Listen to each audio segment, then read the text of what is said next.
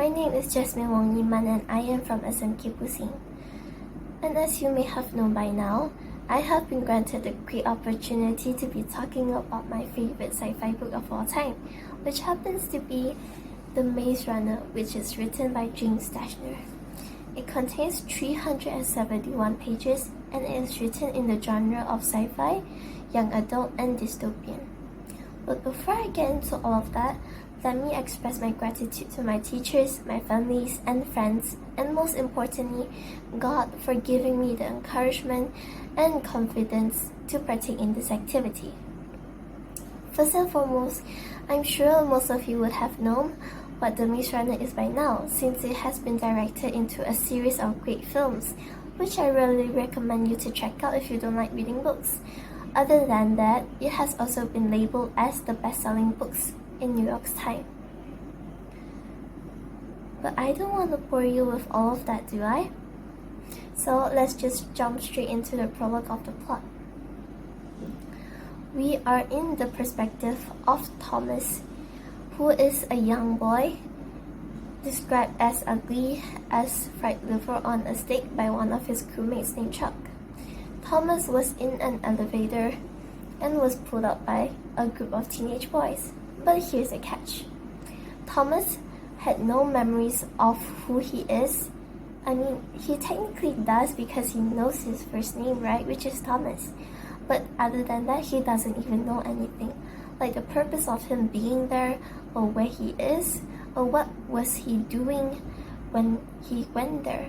Like, was he thrown in or something? We don't know all about that. But all we know is that Thomas was being pulled out by a group of teenage boys into the glade. Upon discovering the glade, Thomas also discovered that there's an enormous labyrinth to be found by them. But Thomas is not really the catch of this book, because there's other two characters who we will be prioritizing in this book as well. It happens to be two young boys named Albie and Newt. They are leaders of the glade, and they are in charge of maintaining order in the glade and keeping charge of the boys harvesting crops so they can turn them into their food stocks. The importance of maintaining order in the glade is because outside of the glade it lies a labyrinth, a maze, a horrifying maze that is housed by lethal creatures named as grievers. The labyrinth is also covered by huge walls, and the walls are covered with mosses and ivies. Their mission as a group is to find out what their purpose of being in the maze is and how will they escape it unscathed. That is up for them to solve, but we do have questions. Will they make it out alive?